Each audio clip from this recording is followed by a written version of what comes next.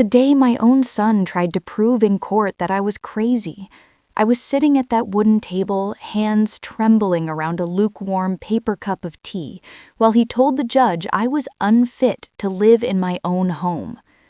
My son, my only boy, the baby I once rocked through fevers and nightmares. Before I begin, if you care about stories like mine, about mothers, grandmothers, and elders who gave their whole lives for family, please like this video and subscribe. It means more to me than you know. It tells the world our stories still matter. I remember the way the courthouse smelled that morning: old paper, floor polish, and a hint of cold metal. The kind of smell that tells you nobody comes here for joy. My feet felt heavy, each step echoing down the long hallway like it belonged to somebody else. "Mrs. Harper," the clerk called. Not Mama, not Miss Evelyn like the neighborhood kids used to say, just Mrs. Harper, like I was a case file. I sat down beside my lawyer, a soft-spoken woman with tired eyes. Across the room, my son Daniel straightened his tie. He wouldn't look at me. His wife, Tasha, sat next to him, legs crossed, her expensive perfume cutting straight through the smell of old dust. She had that look on her face, like she'd already won. "Your Honor," their lawyer began, "this is a simple matter. My clients are only trying to protect Mrs. Harper. She is forgetful, confused, financially irresponsible, and living in unsafe conditions. We're requesting full guardianship and control of her assets for her own good." For my own good. Those words stung worse than anything. I stared down at my hands. The skin is thin now, brown and freckled, veins raised like little rivers. These hands have washed clothes on a board, held a dying husband, braided a child's hair by candlelight when the power was cut off. But in this courtroom, they were just evidence. They'd printed pictures of my house and displayed them on a big screen. There I was, my little living room, cluttered with boxes I hadn't finished unpacking after my surgery, a sink full of dishes for the week my hip gave out and I couldn't stand long, a pill bottle left open on the table from the night I fell asleep with the TV on. No explanation, no context, just ugliness frozen in time. "Look at the mess," the lawyer said, pointing. "She's living like this. She leaves the stove on, she misplaces her medication, she forgets to pay bills. My clients are simply trying to keep her safe." The judge glanced at me over his glasses. His eyes were tired, cautious. I could see the question there. Is she really slipping, or is something else going on? Daniel still wouldn't look at me. I felt so small, a 70-year-old woman being spoken about like she wasn't even in the room. My chest tightened. A shaky breath escaped me. My tea had gone cold, but I held that cup like it was the last warm thing in my life. Am I really that useless now? Did I become a burden without even noticing? Is this what all my years of sacrifice are worth? And then I saw him. In the back row of the courtroom, half hidden behind a wooden bench, my 12-year-old grandson Malik sat with his backpack clutched against his chest. His eyes were red, like he'd been crying, and every few seconds he'd glance at me, then at his father, then down at that backpack, like it held something heavy, something secret. I didn't know it then. I just thought my boy had come to watch his grandmother lose everything. I had no idea what truth was waiting for me inside that child's shaking hands. You don't wake up one morning to find your own child calling you incompetent. Nah, baby, that kind of thing grows slow, like mold in a corner you stop paying attention to. My name is Evelyn Harper. I'm 70 years old. I've lived in the same Atlanta neighborhood since before they built the mall and tore down the corner store that used to sell penny candy. I married once, loved once. His name was James. He died when our son was 11. From that day on, it was just me and Daniel. I still remember those mornings like a movie playing in my mind. The alarm would go off at 4:30 a.m.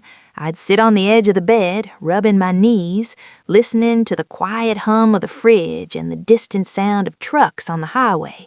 Then I'd get up, tie my scarf, and stand in the kitchen while the coffee pot sputtered to life. I'd pack my lunch in an old margarine container, leftover rice and beans, maybe some chicken if we were lucky that week. Then I'd fry an egg for Daniel, toast his bread, slice the one orange we could afford and split it, half for him, half for me. He always got the bigger half. "Ma, you don't have to walk me to the bus stop," he used to say, his backpack hanging low. "I know I don't," I'd tell him, slipping my hand into his anyway. "I want to." I cleaned offices back then, scrubbed toilets for folks who didn't know my name, came home smelling like bleach with my back on fire. Then I'd help with homework, make dinner, wash clothes in the bathtub when the machine broke and we couldn't afford a repair. We didn't have much, but I made sure Daniel had pressed shirts for picture day and enough money for field trips so he didn't have to tell his teacher we can't. I remember the first time he brought Tasha home. She was pretty, sharp cheekbones, long lashes, nails always done. She walked into my little house, looked around at the worn furniture and family photos, and smiled a tight little smile. "Nice place, Mrs. Harper," she said, voice sweet as honey, but eyes scanning everything like a checklist. "It's small, but it's mine, paid for with mop water and overtime." She laughed politely, but I saw the way she wiped a speck of dust off the arm of my sofa. At first, I told myself I was just being sensitive, old-fashioned. That's what Daniel said, too. "Ma, you gotta understand," he told me one night after they'd gone home. "Tasha's just used to a different lifestyle. Her folks had more. She's trying to help me get there." "Nothing wrong with wanting more," I said, folding the dish towel in my hands. "But don't ever be ashamed of where you came from, you hear me?" He kissed my forehead. "I'm not ashamed, Ma, I promise." But slowly, little things started to change. They stopped coming by for Sunday dinner as often. First it was, "We're busy this weekend." Then, "Tasha's family already has something planned." Then no explanation at all, just silence. When they did come, Tasha would frown at the way I stored food in old jars. "Mom, you know plastic holds bacteria," she'd say, her voice light but sharp. "You really shouldn't be eating leftovers that long. It's not safe." I'd swallow my pride and say, "Yes, baby, I'll keep that in mind," even though I'd been feeding this family just fine for decades. And Daniel, my sweet boy, started using a different tone with me. Less, "Ma, you okay?" and more, "Ma, you can't keep living like this."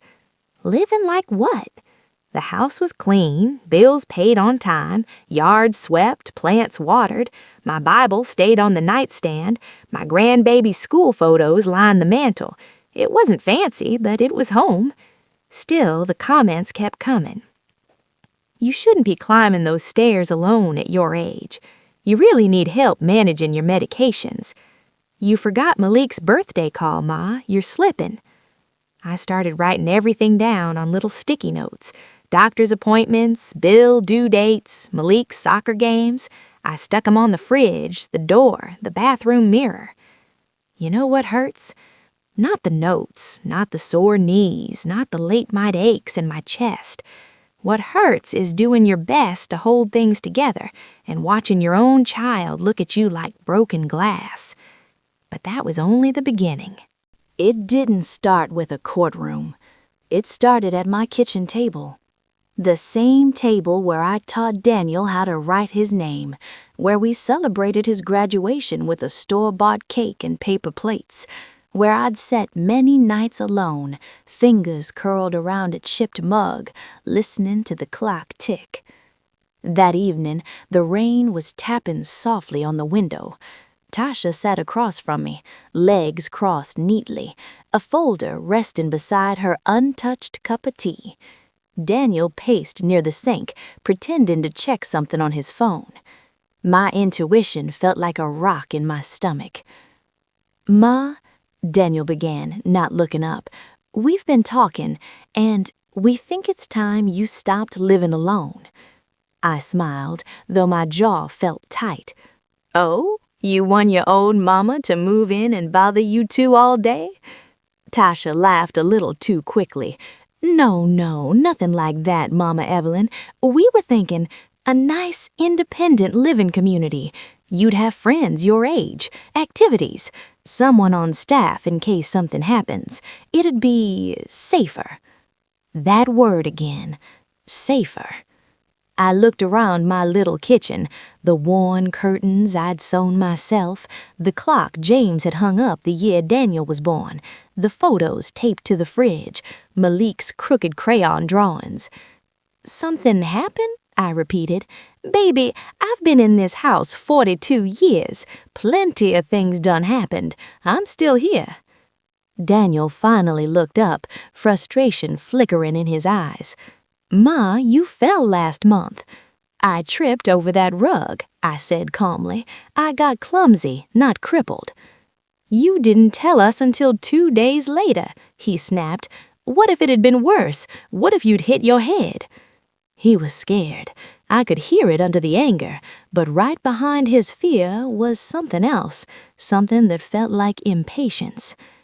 I'm not saying you gotta do it tomorrow, Ma, he continued, voice softening. We just got some brochures, places with on-site nurses. They're nice, Ma, not those horror stories you see on TV. I turned to Tasha. And what do you think, baby?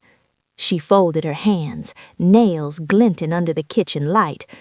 I think Daniel worries about you all the time. It's affecting his sleep, his work, everything. We just want what's best for you. She slid the folder toward me. Inside were glossy pictures, smiling gray-haired folks playing bingo, walking in neat little gardens, sitting in spotless dining halls with beige walls. It looked clean, safe, controlled. It did not look like home. How much all this cost? I asked, flipping the pages. Well, Tasha began slowly, that's the part we wanted to talk to you about.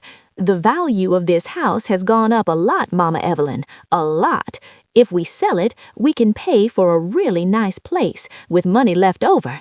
We can put the rest in an account and manage it for you. Make sure your bills are covered, your care is handled. You won't have to worry about a thing. There it was, clean, polite, wrapped in concern. They wanted my house.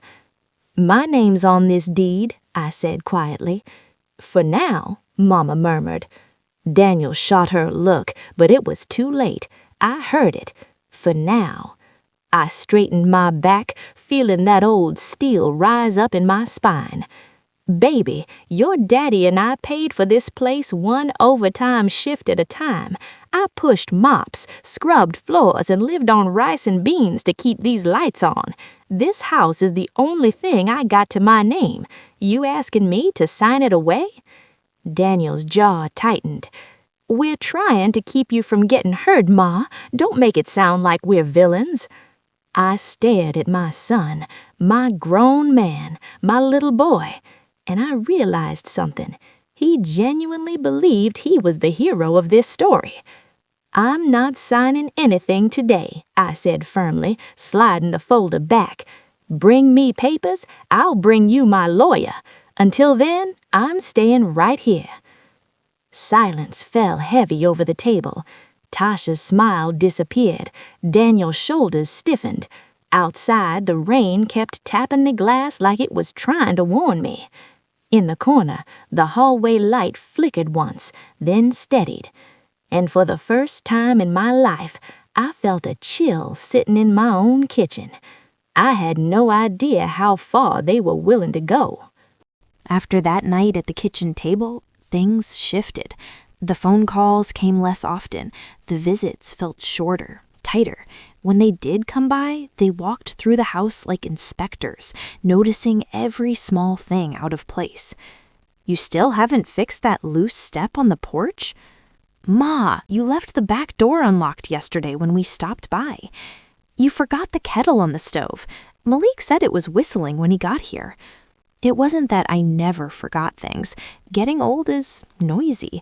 Your joints pop, your mind has to work harder, your sleep gets shallow. Sometimes I'd walk into a room and forget why I went there. Sometimes I'd misplace my glasses on top of my head. But every little human mistake became a mark in their secret ledger. One afternoon, I woke up from a nap to the sound of footsteps in the hallway. My heart jumped. I live alone. I grabbed my cane and shuffled out of the bedroom. "Hello?" I called, voice shaking just a little. It was Tasha, standing in my living room, phone in her hand. "Oh," she said, putting a hand to her chest. "Mama Evelyn, you scared me. Daniel was supposed to text you. I just stopped by to drop off Malik's science project. He left it at our place." Her eyes darted toward the coffee table. My mail was scattered there. Bills, church flyers, a letter from the bank I hadn't opened yet. "Door was unlocked," she added casually. "Again." I felt my face warm. "I must have forgotten to latch it when I brought the trash can in," I said. "Good thing it was you and not somebody else." "Yeah," she replied, eyes cool. "Good thing." She picked up a stack of envelopes, flipping them. "You're 2 weeks late on this bill," she noted, voice light. "Everything okay?" I snatched the envelope gently from her hand. "I've been juggling a few things, that's all. I'll handle it." "That's what we're worried about." She sighed the sigh of someone bearing a heavy burden. "Daniel doesn't want to nag you, but you're making it hard for him, Mama Evelyn." "Hard for him?" I asked quietly. "Or hard for you?" Her jaw tightened almost imperceptibly. Then she smiled again. "We just want you safe." She left after a few more minutes. I watched her car pull away, the exhaust smoke drifting past my roses. My heart wouldn't settle. I went back to the couch and finally opened that bank letter. My hands began to tremble. It was a notice about a recent account inquiry and a suggestion to contact the bank if I had not authorized any changes. I called the number, the phone cold against my ear. "Yes, Mrs. Harper, it looks like someone tried to add a secondary online user to your savings account last week. We flagged it because the information didn't fully match." "Secondary user?" I whispered. "Who?" He hesitated. The name entered was Daniel Harper. My son. I thanked the man, hung up the phone, and sat there staring at the wall. The afternoon light was slipping through the blinds in thin golden lines, dust dancing in the air. He tried to get into my savings without asking me. Maybe there was an explanation. Maybe he'd meant to help. That's what I told myself, because the alternative hurt too much. That night, I wrote it all down in a notebook. The date, the time, what the bank man said. My handwriting shook a little, but every word was clear. A week later, Daniel showed up to help with some things. He went through my kitchen cabinets, tossing out expired food. He rearranged my medicine shelf. He asked again about selling the house. When I refused, I saw something ugly flicker in his eyes, something like entitlement. "You're making this harder than it has to be, Mama Evelyn," he said, rubbing his forehead. "I've been doing hard since before you could walk. I'll manage." He left angry that day. I watched him back out of the driveway too fast, tires crunching against the curb. Behind him, in the back seat, Malik turned around and looked at me through the window. His face was pale. His little hand pressed against the glass for a second, then disappeared as the car turned the corner. I stood in the doorway with my hand on the frame, a strange heaviness filling my chest. I didn't know it yet, but my grandson had started paying attention, and everything they thought they were hiding, he was quietly collecting. What came next shattered everything I believed about my own child. "Ma, it's just a routine evaluation," Daniel said, driving one-handed, the other resting on the steering wheel. "Everybody your age should do it. They test your memory, your reflexes, all that, just to make sure you're okay." We were on our way to a geriatric clinic I'd never heard of before. It was tucked behind a shopping center, the kind of place you'd miss if you weren't looking for it.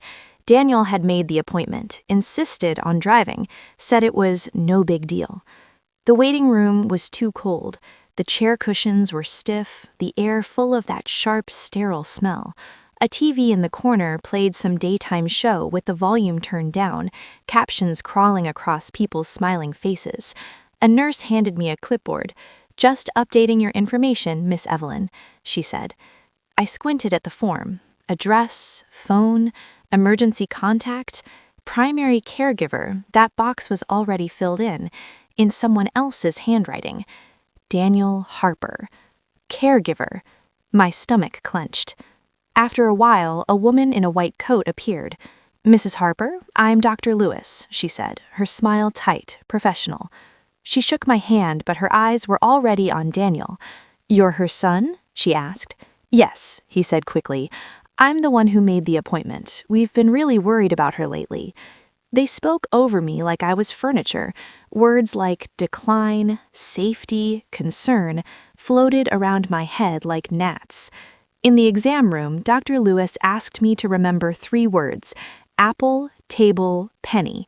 Then she asked me to draw a clock, count backwards from 100, name the current president. Easy questions. I did them all without trouble. Still, every time I answered, she'd write something down with a little frown, like she was disappointed I'd gotten it right. "Do you ever forget where you are?" she asked. "Only when I'm praying," I said. "Sometimes I get so deep in it, I forget about everything else for a while." She didn't laugh. "Do you ever feel confused about what day it is?" she continued. "Only on Sundays," I replied, "because my body feels like it should be going to work even though I've been retired 5 years. Again, no smile. Daniel jumped in. "But she forgets other things," he said, "like the stove or where she put her keys. She left the door unlocked last week. She almost fell down the stairs a few months ago. She's not telling you everything." I looked at him, hurt blooming in my chest. "I trip over one rug and now I'm a danger to myself?" I asked softly. "Ma, please," he muttered, rubbing his temple. Dr. Lewis finished her tests and said she'd write up her observations. On the drive home, Daniel was quiet. He squeezed my shoulder at the door, said, "Love you, Ma," and left before I could find the right words. A few weeks later, a thick envelope arrived. Legal paperwork. Words like petition, incapacitated, guardianship. Attached was Dr. Lewis's report. I sat at my kitchen table, heart pounding as I read her neat little paragraphs. Patient demonstrates mild cognitive impairment, appears confused about dates and responsibilities. Living conditions observed are concerning: clutter, potential fall hazards, poor medication organization. Recommend that family consider guardianship for patient safety and financial protection. She made it sound like I was wandering outside in my nightgown talking to mailboxes. At the back were photographs, clear, well-lit shots of my living room on that one day I hadn't finished putting away the laundry, my kitchen the week I was recovering from the flu, my bedroom when I'd pulled everything out of the closet to sort out. Every weak moment of my life turned into evidence. Someone had taken those pictures without telling me. I picked up the phone with shaking fingers and called Daniel. He answered on the second ring. "Hey, Ma. You filed a petition to take control of my life?" I asked, my voice barely above a whisper. Silence. Then a sigh. "Ma, you left us no choice." "No choice?" I repeated, my throat tightening. "No choice but to call me incompetent? To tell strangers I'm not fit to live in my own home?" "It's for your safety," he said. "You're not listening to us. We talked about this. Talking about helping is not the same as trying to own me. It's not like that." "Then what is it like, Daniel?" I asked, because what I'm reading says you want full guardianship, says you want control of my house, my accounts, my decisions. Does that sound like protection to you? He didn't answer. In the background, I heard Tasha's voice. "Just hang up, babe. She's going to twist everything." The line went dead. I sat there, listening to the silence hum in my little kitchen, the old clock ticking too loud on the wall. "Maybe they're right," a small voice inside me whispered. "Maybe I'm slipping. Maybe I'm holding on to things I shouldn't. Maybe I'm the one causing all this trouble." Another voice rose up underneath it, older, stronger. "You are not crazy, Evelyn. You are not disposable." I opened my drawer, pulled out the card my neighbor Miss Carroll had given me. Her cousin was a lawyer. I dialed the number. "Harper case?" the receptionist repeated. "Yes, ma'am. We've heard from the other side. If they're filing for guardianship, you'll want to come in quick." The road was being laid out in front of me, whether I liked it or not, and I was walking straight toward a courtroom I never asked to enter. I had no idea my quiet, watchful grandson was already 3 steps ahead of all of us. Courtrooms are designed to make you feel small. High ceilings, heavy doors, big chairs for the people in charge, hard benches for the people in trouble. On the first day of the guardianship hearing, I wore my best navy blue dress, the one I bought for Daniel's college graduation. I pinned my gray hair back neat, put on my pearl earrings, dabbed on a little lipstick. If they were going to look at me like I was fading, I wanted them to see every bit of the woman I still was. My lawyer, Miss Green, met me outside the building. "You tell the truth, Miss Evelyn," she said quietly. "Let them underestimate you. Sometimes that's the Lord's way of setting up the story." Inside, I took a shaky breath as I saw Daniel at the other table, sitting straight, hands folded. Tasha sat beside him in a crisp blouse, her expression perfectly composed. They looked righteous, certain, like they'd done something brave. Their lawyer stood. "Your Honor, we're here because my clients love their mother. They've tried for months to get her help, and she refuses. She forgets things. She neglects bills. Her house is unsafe. They're frightened for her." He spoke with practiced concern, the kind people use when they're selling something they don't have to live with. They called witnesses. The neighbor Daniel had charmed into saying I'd been odd lately, a social worker who'd done a 5-minute walkthrough of my house on a bad day. Finally, Dr. Lewis. She took the stand, white coat replaced by a tasteful blazer. "Dr. Lewis," the lawyer said, "can you summarize your findings regarding Mrs. Harper?"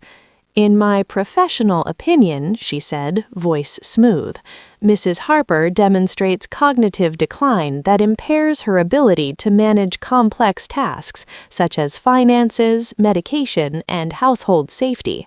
While she is not fully incapacitated, she is vulnerable. Guardianship would provide needed protection."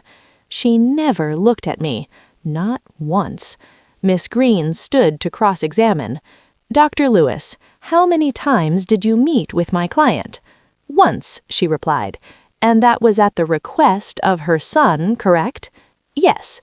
"You based your conclusions on a single visit, some simple memory tests, and information provided primarily by the petitioners, her son and daughter-in-law?" Dr. Lewis shifted slightly. "Their input was part of the assessment, yes." "And did you ever visit Mrs. Harper's home on a day she identified as representative of her usual condition?" Miss Green pressed. "Did you schedule a second evaluation when she wasn't recovering from an illness?" "No," Dr. Lewis said. "There was no request for a follow-up." "Did you obtain any independent evidence of bill non-payment, missed medications, or harm to herself or others?"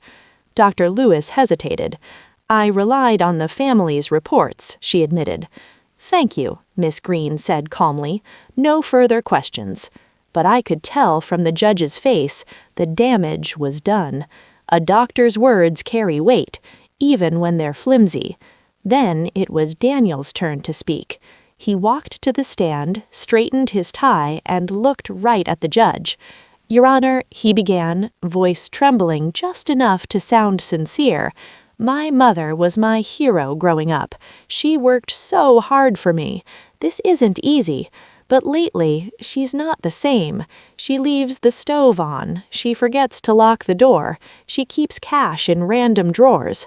She once called me in tears because she couldn't remember what day it was." He swallowed hard, eyes glassy. "I'm not trying to hurt her. I'm trying to keep her safe. If something happened and I hadn't done anything, I'd never forgive myself." It was a good performance, too good. Sitting there, I felt my heart crack just a little more, not because of what he said, but because some of it was true, just not in the way he meant it. Yes, I'd called him crying one night, not because I forgot the day, but because the loneliness had hit me so hard I didn't trust myself to sit in the silence without hearing James's voice where it wasn't anymore. He didn't mention that part. Miss Green asked her questions, did her best, but the story had been shaped, and it painted me as a woman standing on the edge of a cliff, too proud to accept a hand. During a recess, I sat in the hallway, hands wrapped around a vending machine coffee that tasted like burnt plastic. My legs ached, my eyes burned. People walked past in suits and sensible shoes, their footsteps echoing against the tile. I felt a small weight settle beside me. It was Malik. He'd slipped away from the grown-ups, backpack in his lap, eyes wide and dark. "Hey, Grandma," he whispered. "Hey, baby," I said, forcing a smile. "You shouldn't be back here. This mess is for old folks and liars." He huffed a tiny laugh that didn't reach his eyes. His fingers tightened around the strap of his backpack. "You okay?" I asked. He looked down at his shoes. "They're lying," he muttered. "Dad and Mom, they're not telling it right." My heart thumped once hard. "What you mean?" I asked softly. He opened his mouth, then shut it again, looked toward the doors of the courtroom, looked at his backpack, then at me. "I'm sorry, Grandma," he whispered, voice cracking a little. "I'm trying to fix it. I gotta wait for the right moment." Before I could ask another question, Tasha's voice sliced through the hall. "Malik, what are you doing back here? Come on." He stood up quickly, eyes full of something too big for 12 years old. "Just trust me," he said under his breath, and then he was gone, swallowed back into their side of the story.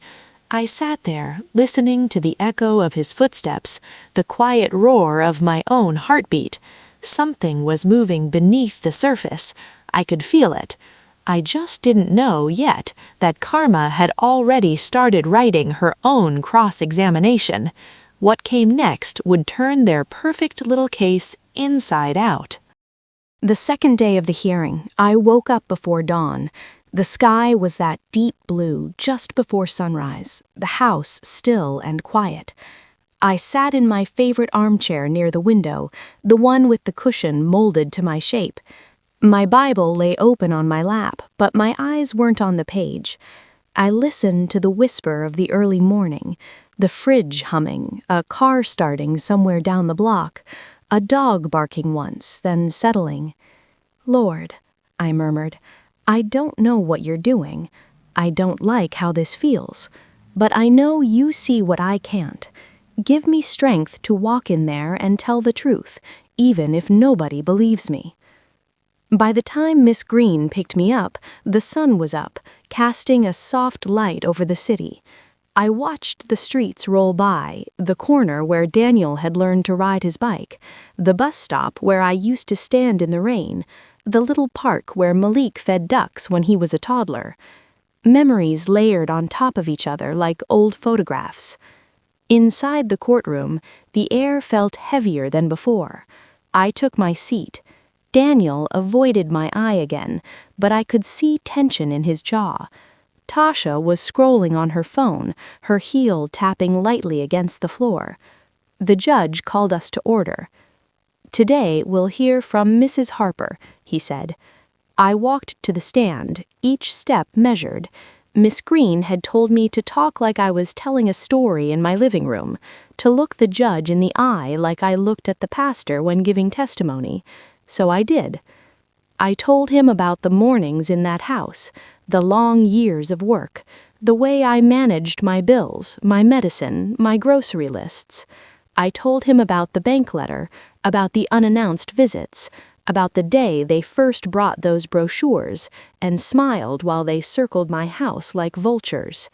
I didn't raise my voice, I didn't cry, I just let the truth sit there, plain and steady. "Mrs. Harper," the judge finally asked, "do you believe you need help managing your affairs?" I took a breath. "Your Honor, needing help and being owned are two different things," I said. "Some days my knees won't do what I ask. Some nights the loneliness gets loud. I won't pretend otherwise. But my mind is still mine. My name is on that deed. I can hire someone to help me clean, to drive me to appointments, to double-check my pills. I don't need my whole life signed over to my son for that." His eyes softened just a fraction. Then Daniel's lawyer stood. "Mrs. Harper," he began, "isn't it true that you once called your son in the middle of the night, crying, saying you didn't know what day it was?" "I called him crying because I'd just dreamed about my dead husband, and when I woke up, the house was empty except for my own breath. That's a different kind of confusion." "So you admit you were confused?" he pressed. "I admit I was grieving," I replied. He smirked. "Your Honor, this illustrates exactly what we're dealing with. She doesn't even recognize her own decline." He asked more questions, twisted my words, tried to tug me into anger, but I clung to calm the way I'd once clung to the bus strap on those long rides home from work. Still, I could feel the scales of that courtroom tilted against me. And then, as if on cue, a small voice broke through the lawyer's next sentence. "Your Honor?" The courtroom turned.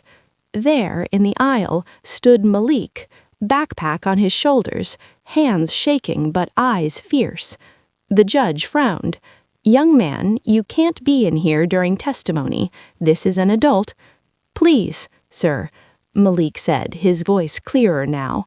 "I know I'm not supposed to talk, but they're lying, my dad and my mom. They're not telling you what really happened." Tasha shot up. "Malik, sit down right now." Daniel's face drained of color. "Son, this is not the time." "Mr. Harper," the judge said sharply, "you will not address the child right now. Young man, come forward." Malik walked down the aisle, each step echoing in that silent room. His backpack bounced slightly against his shoulders. When he reached the front, he swallowed hard. The judge's voice softened a bit. "Do you understand what it means to tell the truth in this courtroom?" "Yes, sir," Malik replied. "Grandma taught me. She says God hears every lie, even the quiet ones." A faint murmur rippled through the room. "All right," the judge said. "What is it you want to tell the court?" Malik took a breath, then swung his backpack around. His fingers fumbled with the zipper. "Can I play it for you?" he asked. You could have heard a pin drop. Daniel's lawyer scrambled. "Your Honor, this is highly irregular. Maybe," the judge said slowly, "or maybe it's exactly what we've been missing." He looked at Malik. "Come here, son." Malik walked closer. A clerk helped plug the tablet into the courtroom's display. The screen flickered. For a moment, there was only the soft hum of the speakers. Then the living room appeared. My living room. I recognized the old lamp in the corner, the floral couch, the picture of James on the wall. The angle was from the bookshelf by the doorway. You could see part of the kitchen, part of the hallway. At the table sat Daniel and Tasha, wine glasses half full. The audio was clear. "I'm telling you, this is our chance," Daniel's voice said, casual, familiar. "The market is crazy right now. We sell Mom's house, we're out from under these student loans, credit cards, everything. We can move to a better neighborhood before Malik starts high school." My breath caught. "And Evelyn?" Tasha's voice floated through the speakers. Daniel shrugged in the video. "Those senior places are nice enough. She'll have folks to play cards with. She doesn't need all this space. Half the time she's just sitting in that chair staring out the window." "But what if she refuses? You know how stubborn she is," Tasha's asked. He smirked. "That's what guardianship is for. Dr. Lewis already said she can recommend it. We just have to give her enough examples of decline." "So the pictures?" Tasha's voice trailed off. "Exactly," Video Daniel replied. "We catch the house on a bad day, leave some dishes in the sink when we visit, make a note every time she misplaces something. The more confused she looks, the better for us." He took a sip of wine, leaned back. "Look, it sounds harsh, but think about it. She had her life, she raised me, sure, but I'm the one taking care of things now. It's time her assets start taking care of us." My knees went weak. On the screen, Tasha laughed softly. "Karma's gonna catch you for talking like that about your mama," she joked. "Please," he scoffed. "Karma can wait until after the closing date." In the courtroom, the air turned solid. The video went on, each sentence another knife.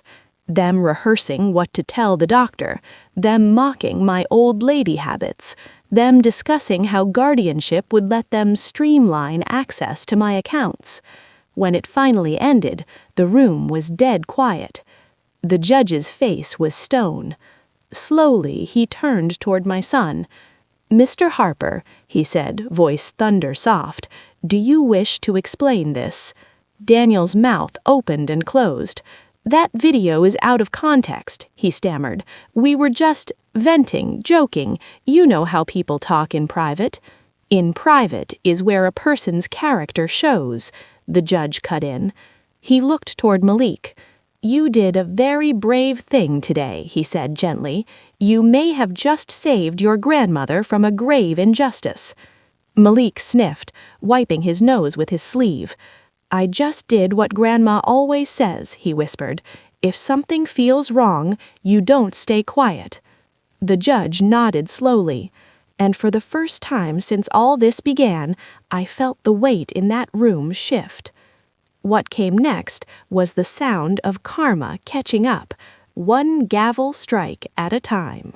"Order in the court," the judge said, though nobody was talking. The silence was louder than any argument. Daniel sank back into his chair, color gone from his face. Tasha stared straight ahead, lips pressed together, knuckles white around her purse strap. Malik slid back to his seat on the bench, clutching his empty backpack like a shield. "Mr. Harper," the judge began, his voice low but steady, "this court was led to believe you were acting solely out of concern for your mother's well-being. This recording suggests other motives." Daniel's lawyer tried to recover. "Your Honor, even if some of the language in that video is unfortunate, it doesn't change the fact that Mrs. Harper does have some difficulty managing her home and finances. Guardianship may still be in her best interest?" The judge cut in sharply. "Or in her son's?" He turned to Ms. Green. "Counselor, do you have a copy of this recording?" "Yes, Your Honor," she said, producing a flash drive. "My client's grandson brought it to my office last week. I advised him not to show it to his parents. I wanted the court to see their unfiltered reaction." The judge nodded slowly. "You did well." He leaned back in his chair, fingers stapled. "I have presided over family disputes for nearly 20 years, he said. "I have seen children neglect parents, parents abandon children, siblings tear each other apart over inheritances. None of it gets easier to watch." He looked straight at Daniel. "But there is something especially disturbing about a child weaponizing a parent's age against them, taking normal human frailty and turning it into a legal strategy." Daniel's voice cracked. "Your Honor, I just wanted a better life for my family. I grew up watching my mother struggle.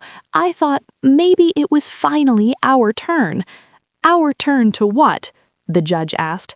"Cash in on her sacrifices?" Tasha spoke up for the first time. "We were drowning in debt. Daniel's been working non-stop.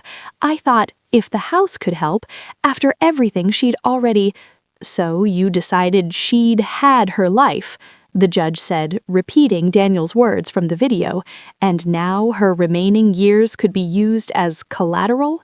Tasha flinched like he'd slapped her. The judge sighed, the sound heavy. "Let me be clear," he said. "This court does not ignore legitimate safety concerns.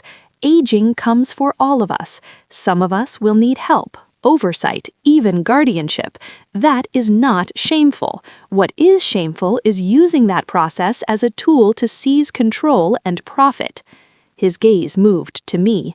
"Mrs. Harper," he said, more gently, "do you have any desire to relinquish control of your home or finances to your son?" I straightened my back. "No, Your Honor, not like this, not under these circumstances." "Would you be open to more limited forms of assistance? For example, a power of attorney you choose yourself, hired home help, or a financial advisor?" Yes, sir, I replied. I know I'm not who I was at 40, but I'm still old enough to know when something smells wrong. A soft ripple of laughter moved through the courtroom. The judge lifted his gavel. This court hereby denies the petition for guardianship in its entirety. Furthermore, in light of the evidence of potential financial exploitation and bad faith use of legal processes, I am referring this matter to Adult Protective Services and the District Attorney's Office for further investigation. Daniel jerked upright. What? You can't. You're going to treat me like a criminal for trying to help my own mother? The judge's eyes hardened. Be very careful how you finish that sentence, Mr. Harper. Tasha grabbed Daniel's arm. Just stop, she hissed under her breath. But I heard him, that familiar tone, that same defensiveness I'd heard when he was 7 and blamed another boy for breaking a window. Only this time, it wasn't a window. It was me. Let me tell you something I've learned sitting on this bench. The law can be slow, but character catches up faster than people think. You spoke freely in that video because you thought no one would ever hear it. That's who you are when you think you're safe, and that speaks volumes. He turned back to Malik. Young man, he said, voice softening, you did the right thing today, even though it was hard. You honored your grandmother. That matters. Malik swallowed. Grandma always says God don't sleep, he murmured. The judge smiled faintly. She's right. The hearing adjourned. The gavel came down one last time. Bang! Just like that, the legal storm that had been building over my head cleared, but storms don't leave without leaving behind broken branches. In the hallway afterward, Daniel approached me. His face was tight, eyes red.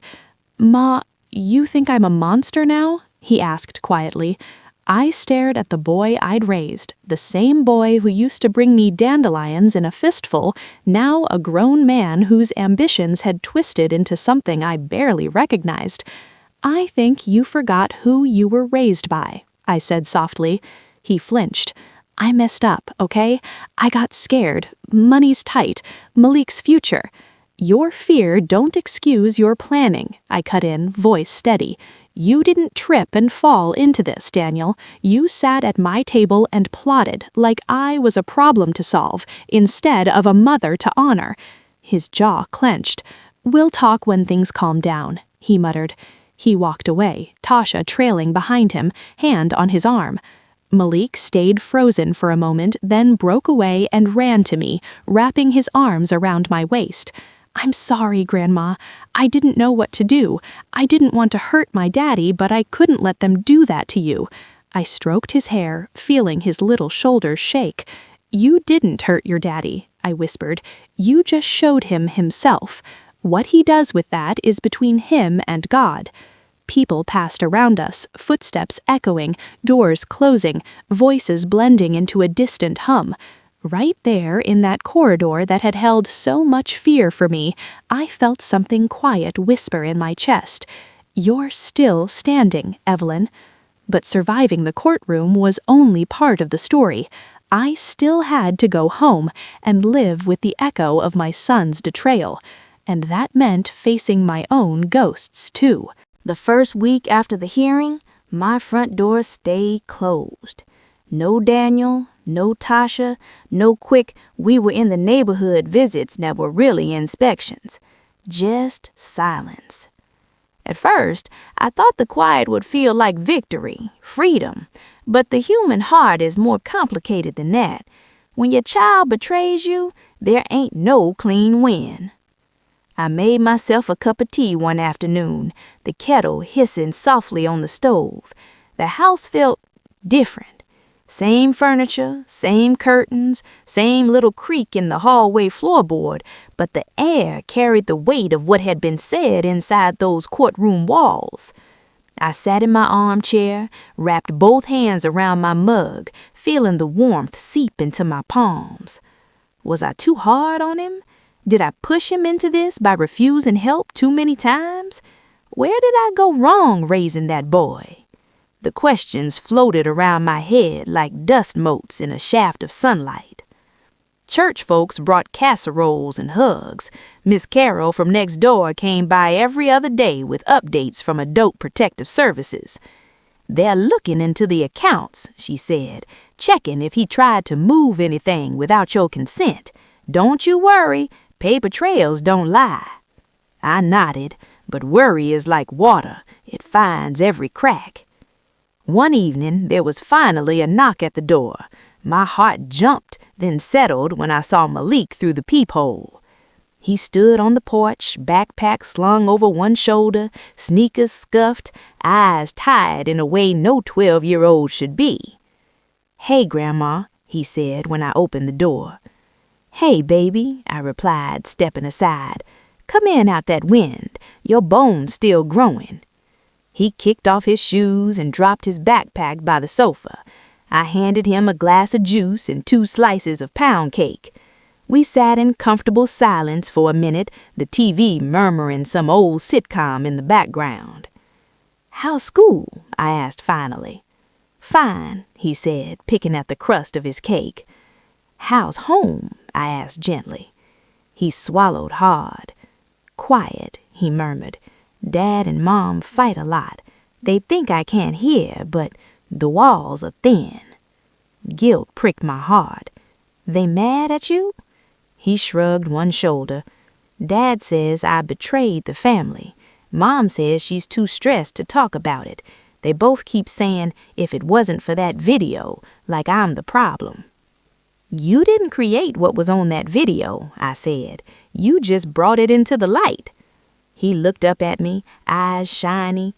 "Sometimes I wish I hadn't," he whispered. Then maybe I wouldn't have my house," I finished softly. "Then maybe they'd have control over me. Then maybe you'd sit in my living room one day as a visitor, not family." He stared at his hands. "You did right, Malik," I said firmly. "Doing right don't always feel good right away, but it plants seeds." He sniffed. "Feels like I planted a bomb," he muttered. I chuckled sadly. Sometimes the only way to stop a rotten foundation from killing the whole house is to blow part of it open and see what's underneath. He gave me a sideways look. "Grandma, that's dark." "Getting old makes you honest," I replied. We both laughed then, just a little. It loosened something in my chest. Over the next few months, things settled into a new kind of normal. Adult Protective Services confirmed what that bank letter had hinted at: attempts to alter my accounts, inquiries into my equity, little digital fingerprints where Daniel had no business being. The DA decided not to press criminal charges at this time, but made it clear he'd be watching. Karma is patient. She doesn't always need handcuffs to do her work. Daniel didn't come by. He left a voicemail that was more about her hurt than my safety. I listened to it 3 times, then deleted it. I wasn't ready. On Sundays, I sat in my regular pew at church, the cushion worn just right. The choir sang, the pastor preached, babies fussed, old fans flooded. Life went on. One Sunday after service, Sister Jenkins squeezed my hand. "You know, Evelyn," she said, "Jesus had 12 disciples and still one betrayed him. You raised only one son. Don't you carry all his choices like they're your cross alone." Her words sat with me all afternoon. That evening it rained, soft, steady. I opened the window just enough to hear it tap against the sill. The lamp cast a warm pool of light around my chair. I picked up my notebook, the one where I'd written dates and observations during all the chaos, and turned to a clean page. Instead of recording what they'd done, I started writing what I felt. "I am not a burden," I wrote. "I am not a bank. I am not a stepping stone to someone else's better life. I am a woman who worked, loved, sacrificed, and deserves respect in my own home." The words felt strange at first, like trying on a new coat, but they fit. The next week, I made 3 big decisions. I hired a young woman from church to come by twice a week to help with cleaning and groceries. I met with a financial advisor recommended by Miss Carroll to put protections on my accounts, and I made an appointment with the pastor to talk about the one wound I still didn't know how to bandage, the part of me that still loved my son. Because surviving betrayal is one thing, learning how to keep your heart soft without letting people walk on it again, that's another trial all its own. I had no idea that the next knock on my door would bring that very test. It was a Tuesday afternoon when the knock came. The light outside was that soft golden color that makes everything look kinder than it is. I was in the kitchen, rinsing collard greens in the sink, the radio playing some old Sam Cooke song in the background. The knock was hesitant. 2 soft taps, a pause, one more. My heart knew before my feet reached the door. I opened it slowly. There he was. Daniel looked older, dark circles under his eyes, shoulders slumped in a way I'd never seen, like the weight he'd tried to put on me had boomeranged back. "Hey, Ma," he said quietly. For a moment, words dried up in my throat. I took in the little details, the way his fingers flexed at his sides, the faint stubble on his jaw, the tie loosened like he'd pulled at it all the way over. "Can I come in?" he asked. I stepped aside. "This is still your mother's house," I said, "not a courthouse." He walked in slowly, eyes sweeping over the living room like he expected it to look different, but it was the same as always. Bible on the side table, Malik's latest school picture on the mantel, James's photo watching from the wall. We sat down, me in my chair, him on the edge of the couch like a visitor. The silence stretched. "How you been, Ma?" he asked finally. "Living, breathing, cooking, sleeping sometimes, praying all the time." He nodded, swallowing. We sat there listening to the faint hum of the fridge, the distant sound of a car passing, the soft tick of the clock. "I lost a couple clients," he said suddenly. "Word got around about the case. People don't like the idea of a financial advisor who tried to take his mama's assets." My stomach sank. "You still working?" I asked. "Yeah, just clawing back." "That's between you and the choices you made, not between you and me." He flinched a little, then forced a smile. "Always did talk like a preacher," he murmured. I let the comment pass. "Why are you really here, Daniel?" I asked. He looked at his hands. I wanted to say I'm sorry," he said at last. "Not the I'm sorry you got hurt kind, the real kind. I did wrong, Ma. I let money and fear and Tasha's pressure get in my head. But at the end of the day, nobody forced me. I opened my own mouth in that video." He took a shaky breath. "When I heard myself in that courtroom," he continued, voice cracking, "I didn't even recognize that man. That ain't how you raised me. That ain't how Dad would have wanted me to be." Tears pricked my eyes, but I held them back. "I still remember you standing at the sink," he staring at the coffee table like it was showing him a movie, hands in dishwater, back aching, telling me, "Don't you ever worship money, boy. It'll eat your soul and not even wipe its mouth after." I heard you say that years ago, and still, there I was, bargaining with your life for a down payment. He scrubbed his face with his hands. "I'm sorry, Ma. I'm so sorry." The apology I thought I wanted didn't feel like a victory when it finally came. It felt heavy, sad, human. I sat there, fingers curled around the armrest, heart pulled in 2 directions. "I believe you're sorry," I said. "I do. But sorry doesn't unplant the seeds you sowed. It just decides what you water next." He nodded slowly. I don't want your house anymore, he said. I don't want your money. I don't want Malik to grow up thinking his father is a villain.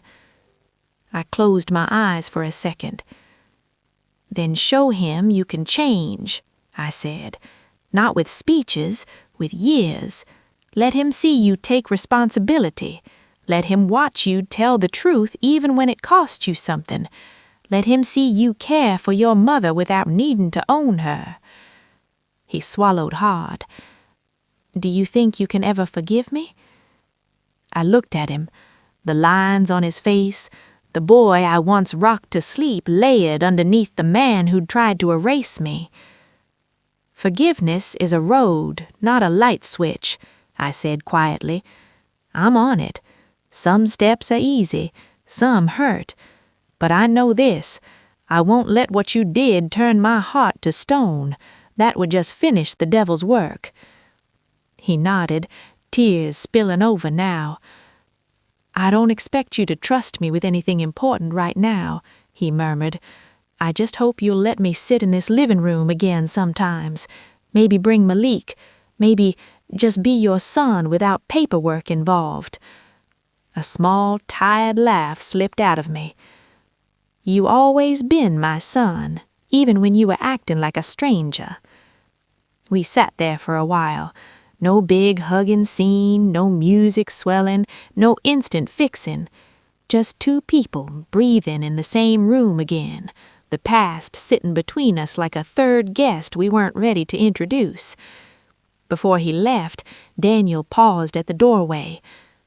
Ma, he said. Yes? Thank you for not giving up on me completely. I sighed. A mother's heart stretches farther than it should sometimes. That's both our blessing and our curse. After he left, I stood there in the quiet hallway, hand on the doorframe, feeling the rough wood against my fingers. Rain started up again, tapping softly against the window. I walked back to my chair, sat down slowly, and wrapped my hands around my cooling cup of tea.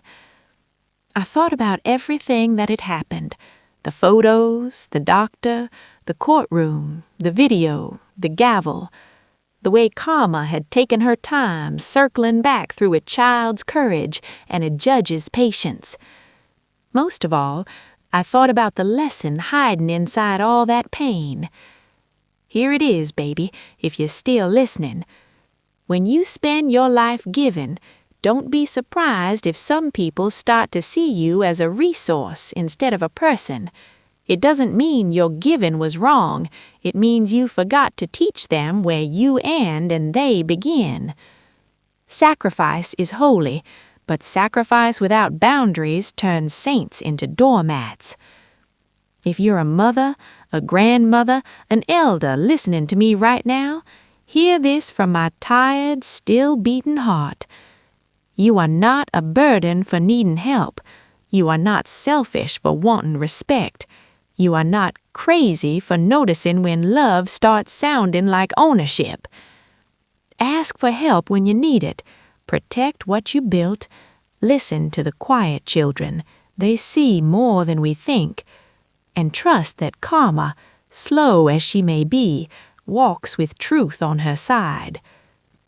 My son tried to put me on trial. In the end, it was his own words that sentenced him to a long season of reflection. As for me, I sit by my window, watching the light move across my little living room, feeling the warmth of my grandbaby's visits, hearing the echo of my own mother's wisdom in my ears. I am still here, still standing, still mine. And that, baby, after everything, is more freedom than any court could ever hand me. But remember, this story isn't just mine. It's a warning. It's a mirror. It's a prayer. I just hope you hear it before someone you love decides your life is worth more on paper than in your living room.